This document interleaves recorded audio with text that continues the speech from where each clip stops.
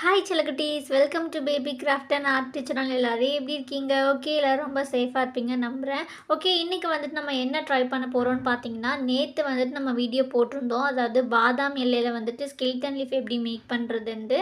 அதுலேயே வந்துட்டு நான் சொல்லியிருப்பேன், இந்த மாதிரி தென்னை மட்டை இருக்கு இல்லையா, அதையும் கூட நம்ம ஸ்கெல்டன் லீஃப் மாதிரி மேக் பண்ணி பார்க்க போகிறோம், ஊற வச்சுருக்கேன்னு சொல்லிட்டு. அந்த வீடியோ தான் இன்றைக்கி பார்க்க போகிறோம்.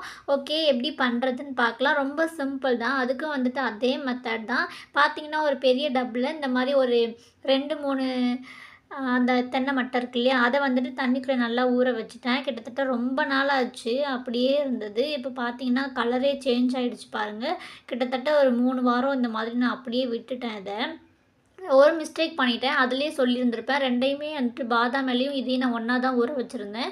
2க்குமே வந்துட்டு துணி சோப்பு போடுறதுக்கு நான் மறந்துட்டேன். கண்டிப்பாக நீங்கள் எந்த இலையில ட்ரை பண்ணுற மாதிரி இருந்தாலும் துணி சோப்பு இருக்கு இல்லையா, பவுடர் இருக்கு இல்லையா, அந்த பவுடர் வந்துட்டு கொஞ்சமாக அதையும் சேர்த்துட்டு ஊற வச்சுக்கோங்க. அப்புறம் மறக்காமல் 4-5 நாளைக்கு ஒரு டைம் வந்துட்டு தண்ணியை மாற்றி மாற்றி வச்சுடுங்க, இல்லைன்னா ஸ்மெல் அடிக்கும். ஓகே, இப்போ எப்படி பண்ணுறதுன்னு பார்க்கலாம். நல்லா ஊறினதுக்கப்புறம் இந்த மாதிரி எடுத்துட்டு நீங்கள் பவுடர் போட்டிங்கன்னா நார்மலாக ப்ரஷ் இருக்குது இல்லையா, நம்ம ப்ரஷ் பண்ணுவோம் இல்லையா, அந்த வேஸ்ட்டு ப்ரஷ் ஏதாவது இருந்தால் அதை வச்சு நீங்கள் இந்த மாதிரி தேய்ச்சிங்கனாலே நீட்டாக போயிடும்.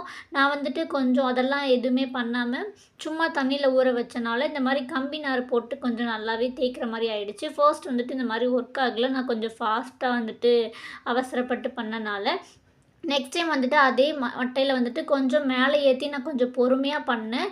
பாருங்களேன் எப்படி வந்திருக்குன்ட்டு. எனக்கே ஷாக் ஆகிடுச்சு. நான் வருமா என்னன்னு சொல்லிட்டு சும்மா ட்ரை பண்ணி பார்க்கலாம் அப்படின்னு சொல்லிட்டு தான் ட்ரை பண்ணி பார்த்தேன். உண்மையிலேயே சூப்பராக வருது. மேலே இருக்க அந்த க்ரீன் கலரில் இருக்கிறது மட்டும் அப்படியே நார் மாதிரி வந்துடுச்சு.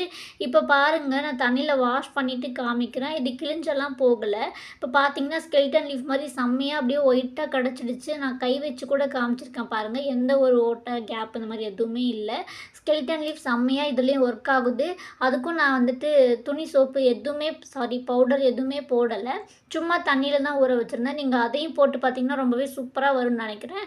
நான் ஃபுல்லாக பண்ணி காமிச்சோம் அப்படின்னா மட்டை ஃபுல்லாக பண்ணோன்னா செம்மையாக இருக்கும்னு நினைக்கிறேன். பட் நான் வந்துட்டு அவ்வளோ பொறுமை என்கிட்ட இல்லை. நான் ஃபுல்லாக பண்ணலை. கொஞ்சம் மட்டும் இந்த மாதிரி லைட்டாக பண்ணி காமிச்சிருக்கேன். ரொம்பவே சூப்பராக ஒர்க் ஆகுது. கண்டிப்பாக ட்ரை பண்ணி பாருங்கள். நெக்ஸ்ட்டு எந்த இலையை வச்சு நம்ம ஸ்கெல்டன் லீஃப் மேக் பண்ணலான்னு சொல்லிட்டு கமெண்ட்டில் சொல்லுங்கள். இந்த வீடியோ பிடிச்சிருந்தா அப்படியே லைக் பண்ணிடுங்க. உங்களுக்கு ஆர்வம் இருந்துச்சுன்னா ஃபுல்லாக பண்ணி பாருங்கள். Bye bye.